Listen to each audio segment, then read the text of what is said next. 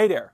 Welcome to this lesson about Supplier Scorecards. We're happy to help you understand how to create your very own scorecards to evaluate your suppliers like a pro. But first things first, let's get into what exactly Supplier Scorecards are all about. So let's dive right in. Supplier Scorecards are valuable tools that businesses use to assess the performance of their suppliers over time. These scorecards, which can also be referred to as Supplier Scorecards, Supplier Metric Scorecards, or Supplier Performance Scorecards, serve as a means to evaluate how well suppliers fulfill their contractual obligations and performance targets. They enable organizations to identify areas where suppliers can enhance their performance and ensure better alignment with business requirements. Typically, supplier scorecards consist of a set of metrics or KPIs that gauge various aspects of a supplier's performance. These KPIs encompass factors such as on-time delivery, product quality, pricing competitiveness, responsiveness to inquiries, and customer service excellence. By measuring these metrics,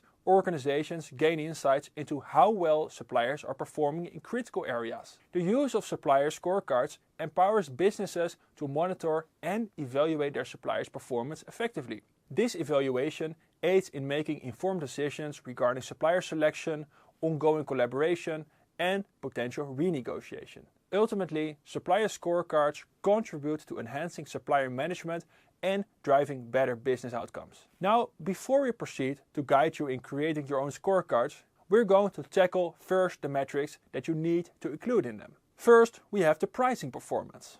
Pricing is an important point when choosing a supplier. Tracking this metric will help you identify the most efficient supplier. Here are some price-related metrics that you can track. Price competitiveness, price stability, accuracy of invoices to purchase orders, the duration of the billing process. Second, delivery performance. The quality of goods upon delivery and compliance with industry standards, as well as the timelines of implementing SaaS platforms, are important factors to consider when evaluating supplier performance. Here are the other delivery performance related measures that you can include. Fulfillment rates of contract terms, number of on-time deliveries, the efficiency of the supplier's delivery process. Third, we have product quality. Although pricing plays a significant role in supplier selection, it's equally important to prioritize the quality of their products. Evaluating the quality of a SaaS supplier's offerings can be done by comparing their paid service to their free trial. Additionally, it's crucial to assess whether their products are innovative and tailored to meet the specific needs of your industry. Fourth, we have service efficiency. Having a supplier that is responsive to customer complaints and issues is crucial. There are several metrics you can use to measure the efficiency of your supplier's customer service. Average time to respond to complaints, the rate of dispute resolution, quality of communication, commitment to incorporate feedback, and a number of channels for customer complaints. Lastly, we have compliance metrics. The metrics that you need to track for compliance will vary based on your specific industry. Nevertheless, some include the following: documentation standards, adherence to national and local regulations, sustainability documentation. Now that you know the metrics to include in your scorecards, it's time to know how to create one. Let's start. The first step is to collect documents. To begin your evaluation process, gather your original RFP discovery documents, the supplier's RFP response, and the contract. Utilize the research conducted for these documents as a guide for your evaluation. If you employed a weighted scoring system in your RFP, take a closer look at the factors that were assigned the highest weight. Additionally, review the contract to identify any service level agreements, SLAs, that may have been established. Keep a record of these SLAs as you come across them. The second step is to know your priorities and determine performance categories. Now that you have your list of items, it's time to figure out which ones are important for your project success. To do this, ask yourself some questions like: would a supplier's poor performance in a specific area cause problems? Would it have a big impact on the overall business? Also, think about whether there are any processes that you could put in place to minimize these risks. Once you've got the answers, categorize the most crucial factors and group them together. This will help you focus on what really matters. The last step is to apply a grading scale.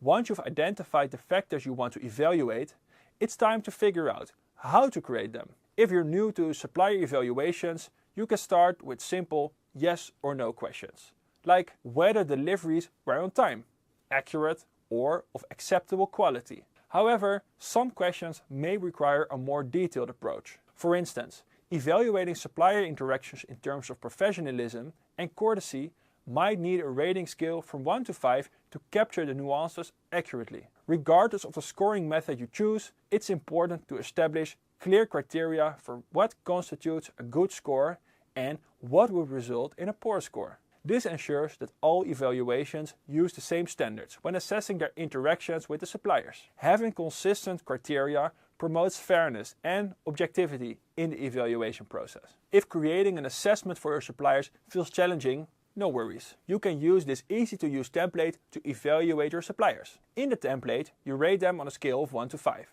based on their performance in the scorecard criteria. You can also provide comments for each criteria point. The template already includes the area weight, which represents the percentage importance of each criteria for the suppliers. To calculate the area rating, simply add up the scores for a selected criteria and divide it by the number of items in that area. For example, if the total score for innovation area is 12 and there are 3 criteria, you divide it by 3 to get an area rating of 4. To determine the weighted rating, multiply the given area weight by area rating and divide it by 100. For example, if the area weight is 25% and the area rating is 4, 25% times 4 is 100, so is 1.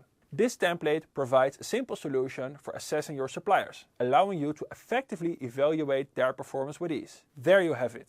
Congratulations on finishing our lesson about supplier scorecards. We hope that our guide has equipped you with the knowledge to create a strong supplier scorecard and effectively assess your supplier's performance. Thank you for joining us today, and we look forward to seeing you in the next lesson.